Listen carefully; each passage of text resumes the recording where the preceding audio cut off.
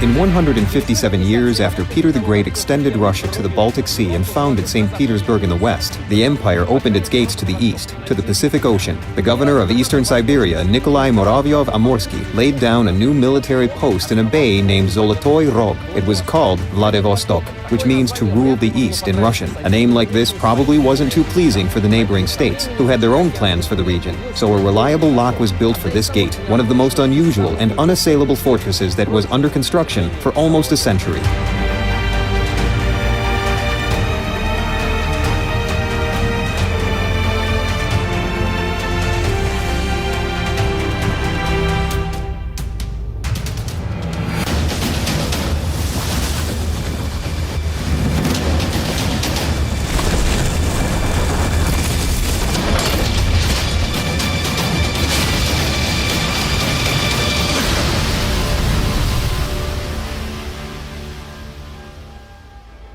Around Vladivostok, you won't see any tall stone walls with spikes at the top or imposing towers with battlements.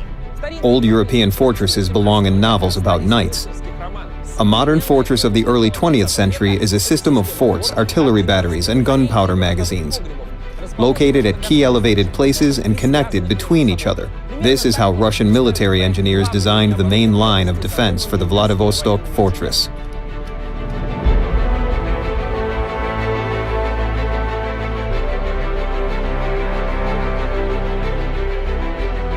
Vladivostok's coastal defenses were being built since the establishment of a military post in the Zolotoy Rog Bay. While the first batteries only defended the entrance to the bay from any potential adversary, in the 1890s, defensive installations were being erected to protect the city from a direct assault of a specific enemy: Japan. This is the Novosiltsevskaya Coastal Battery, number 375, commissioned in 1888. At first, the battery was made of earth and timber, but during the last decade of the 19th century it was rebuilt, and by 1902 it looked the way it is now.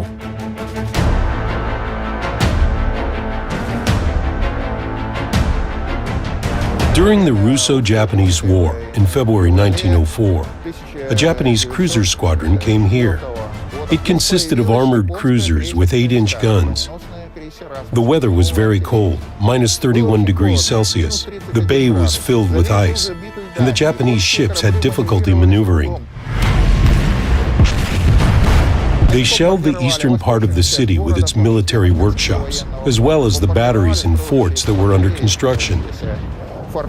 Nevertheless, the Japanese didn't even try to sail through the eastern Bosporus, a narrow strait between Russky Island and the Muravyev-Amursky Peninsula. That's because they were certain this would have been a reckless mission.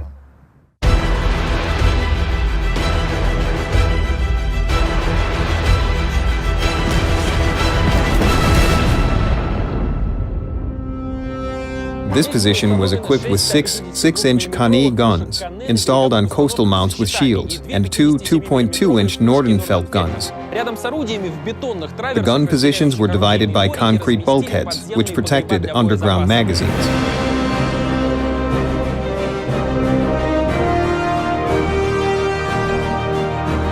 The Novosiltsevskaya and other similar batteries made the Japanese give up their plans of assaulting Vladivostok in 1904 to 1905, but after the Russo-Japanese War, the city needed to strengthen its defenses. The whole fortress needed extensive reconstruction. The new project involved both experienced military engineers and young officers who were eager to put their ideas into practice. Among the builders of the concrete Vladivostok fortress, a major contribution was made by Alexei Shoshin, colonel and then major general. Shoshin started a radical reconstruction of the Vladivostok fortress.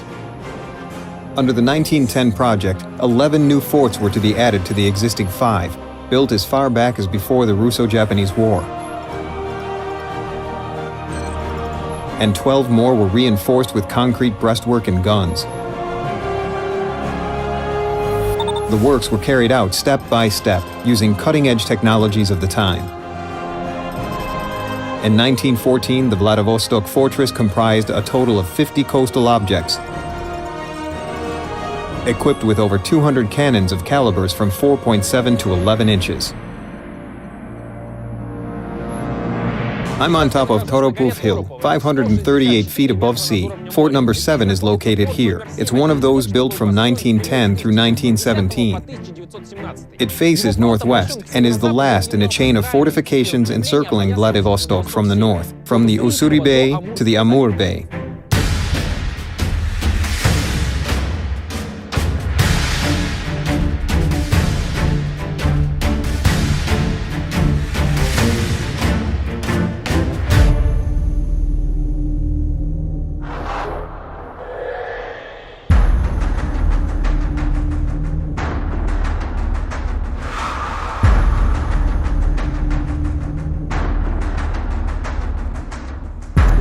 This was a place for underground tunnel barracks, which were 500 feet long.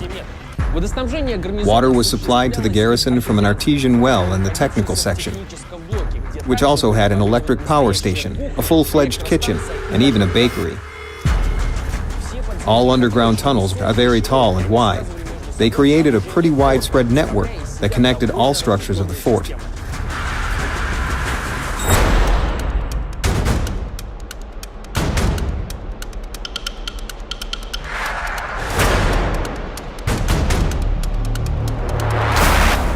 Riflemen and artillerists could move together with their weapons from one end of the fort to the other, remaining concealed and showing up in places where the enemy didn't expect them. By the way, the floor here is not earthen, but concrete. It's even covered with pattern paving.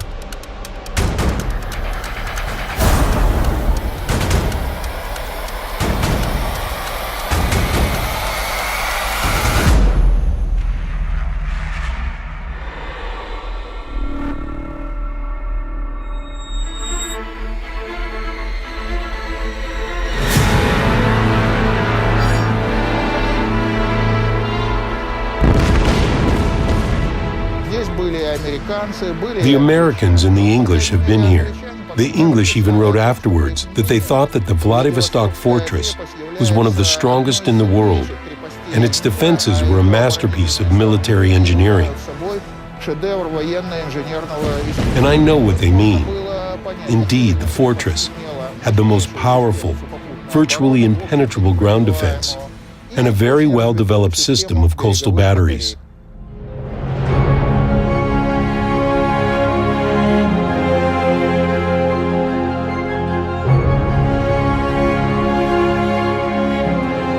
When World War I began, the construction process slowed down. After the October Revolution of 1917, construction stopped almost completely. In 1923, an agreement was signed with Japan that envisioned the demilitarization of Vladivostok. The fortress was disarmed and ceased to exist.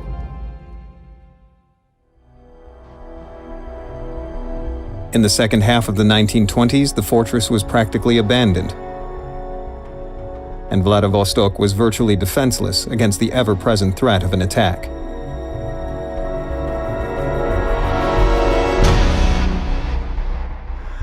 The new Soviet government understood this well, and in 1932 began the construction of new coastal artillery batteries of two types: medium caliber, armed with modernized Can-E guns, and large caliber with the newest 7-inch guns.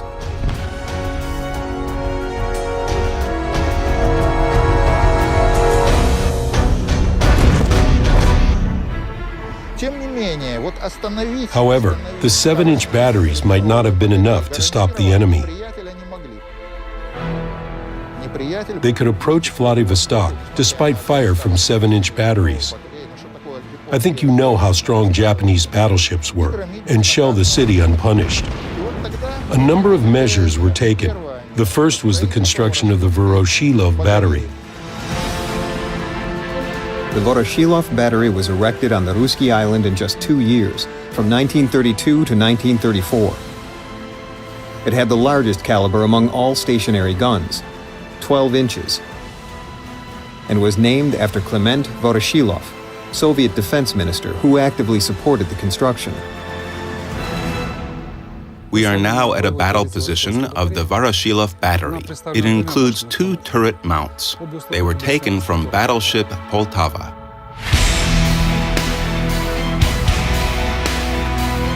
Russian battleships were superior to enemy ships in terms of rate of fire. It was the transition, the golden age of mechanics combined with electricity. They had electrical motors and, in addition, a well-proven mechanical actuation as a backup. In fact, the turret, weighing 900 tons, can be rotated manually. You only need 10 men for this. It's very impressive.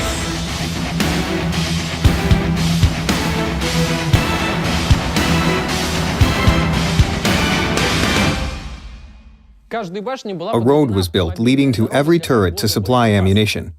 It stops at the entrance of the turret positions, which are located 18 feet below the terrace. From here, our guide Vladimir will show us the way to the gun house.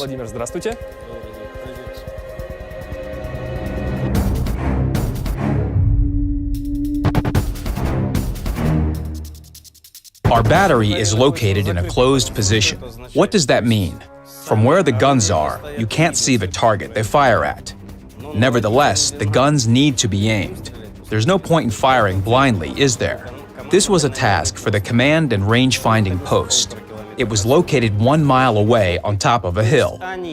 They could spot a target at a distance of 31 miles. They then supplied the gun crew the 2 numbers they needed to aim: the elevation and traverse angles. Artillerymen didn't need anything else. All the necessary calculations were made at the command and range finding post.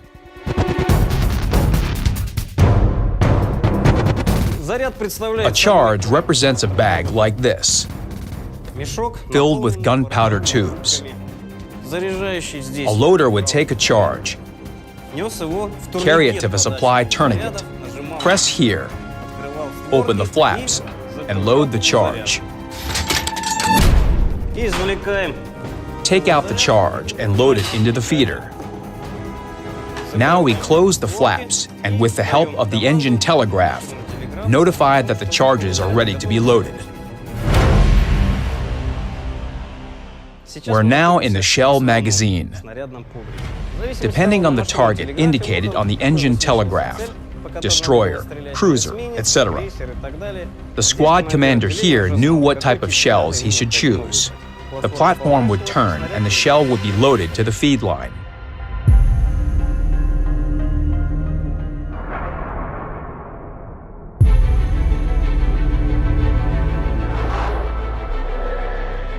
We're now in the gun house of the MB-312 turret, the left barrel.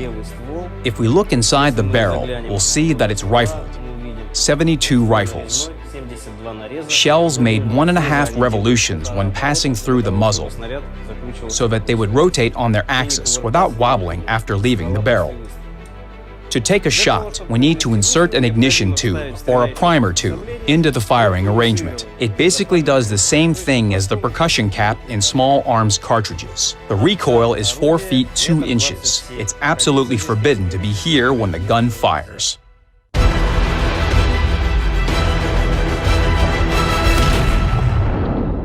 After a shot, in order to fire another, we need to remove the ignition tube first. For this purpose, a soldier from the gun crew was especially assigned to this position, and he used this curious device called a net. He held this net under the firing arrangement and extracted the ignition tube from it. This soldier didn't have any other tasks except catching the tube with the net. His position was called netter, which in Russian now has another meaning: a person who shirks work while others sweat their guts out.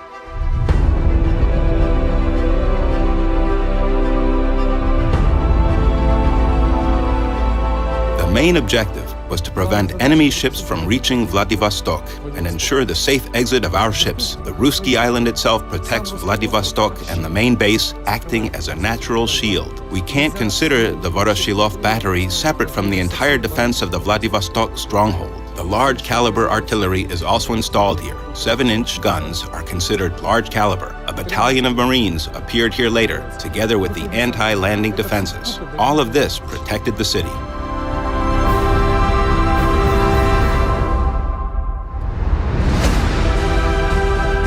While the majority of large-caliber batteries of other countries were dismantled right after World War II, The Voroshilov battery remained in service up until the end of the 20th century. In 1995, the entire complex of the Vladivostok fortress was declared a historical monument. Today, the forts built at the beginning of the 20th century, the biggest and most modern of the time, together with the powerful battery on Russky Island, are the trademark of Vladivostok, the city that became the Russian gates to the Pacific Ocean.